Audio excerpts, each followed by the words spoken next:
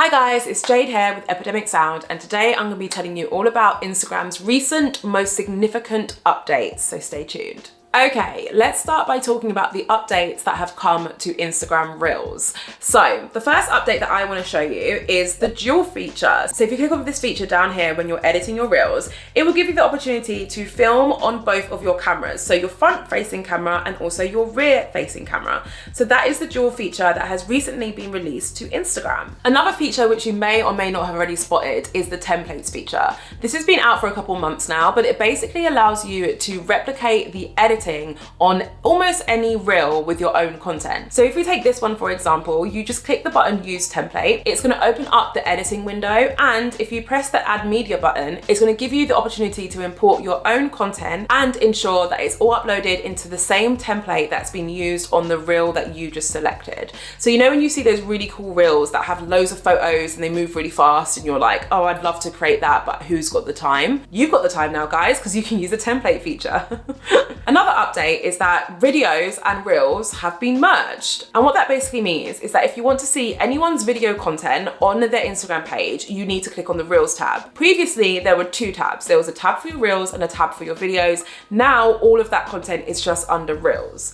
It also means that if you are filming or editing a long form video, so not a reel, a long video for Instagram, you can actually benefit from using the different editing features available on Reels. So they've merged the two. They're still different types of content. They still require a different approach, but from a technical standpoint, they've been merged, so you can find them in one place. Another new feature to Reels is that you can now add some interactive stickers, and these are the stickers that are usually only available on your stories. So if you take this super impressive reel that I just recorded for you, I know, it's amazing, and click on the sticker button, you'll see that you have the option to add a few interactive stickers, such as the slide bar, the quiz bar, the poll bar, add yours, etc. So you can't add all interactive stickers, like you can't add the questions box, for example, but you can add some, which is cool because it means that your Reels content can now become even more dynamic. My final and favorite Reels update is that you can now film 90-second Reels. So if you've never actually been aware of how you can change the length of your Reels, you just have to press this button here and it will give you the option to change the length of your Reels to either 15 seconds, 30 seconds, 60 seconds, or 90 seconds. So 90 seconds is new. It means that you can film longer Reels, and I'm willing to bet that 3-minute Reels are in the near future. Okay, so let's move on and talk about some of the recent updates to your home feed. Now, the most significant update, which you may or may not be aware of, is the introduction of new ways for you to sort through content on your home feed. So earlier this year, Instagram introduced a favorites and following tab to your home feed. Let me show you what they look like. So if you click on Instagram's logo when you're on your home feed, you will see the option to either see content based on who you're following or to see content based on your favorites. If you click on the following button, what's going to happen is that Instagram will show you all of the content from people who you follow in chronological order. That's right, guys. You guys wanted the chronological home feedback. Instagram was like, yeah, cool, we hear you. And they gave it to you with a catch. And the catch is that you cannot set this as the default home feed for your Instagram channel. So you can't change your home feed so that every time you open the app, you see posts in chronological order. That won't happen. You're only going to see posts in chronological order if you follow those steps that I just showed you, okay? The other tab now available on your home feed is your favorites tab. And when you open up your favorites tab, you are going to see content from accounts who you have favorited. So for example, at the moment, you can see a post from my marketing VA, who obviously I favorited her account because I like to see what she's doing. I love her content. So I favorited her account, which means that when I select the favorite tabs on my home feed, her content appears super high up. It is also worth noting that the accounts that you have favorited on Instagram, you will actually see their content higher up than everyone else's when you're on your standard home feed too. So before we wrap up, there are two more features that I want to tell you about. The first is to do with your pinned posts. So you may have noticed that when you go on some people's Instagram pages, they now have up to 3 posts which have been pinned at the top of their feed.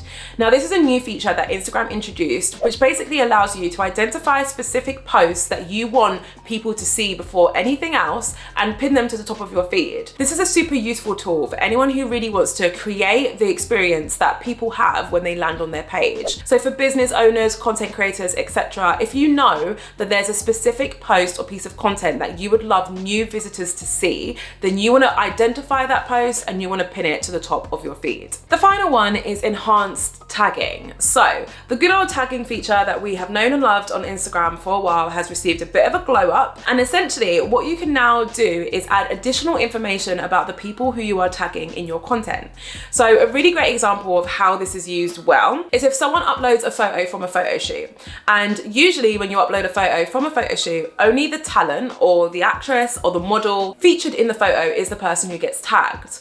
With enhanced tagging, you can now also tag the photographer, the lighting specialist, etc. But not only that, but you can ensure that further information on who they are and the role that they played as part of that photo shoot is also referenced in their tag. And you can do this by ensuring that their profile category is visible. So for example, if they're a blogger or they're a photographer, if you ensure that their profile category is visible in their tag, it will say their name and then underneath it will say photographer. So it's just a really cool way to ensure that everyone is being credited in the content that they played a part in, but also credited in a way that's really clear and people can really understand what role they played. So that's it. Those are the most significant updates that have come to Instagram in recent months. I really hope you found this video useful. If you did and you want to learn more about content creation, social media, entrepreneurship, I would love it if you checked out my main channel. But for now, I'm going to leave you to enjoy the rest of your mornings, evenings, or afternoons. Thank you so much for watching. I will hopefully see you again soon.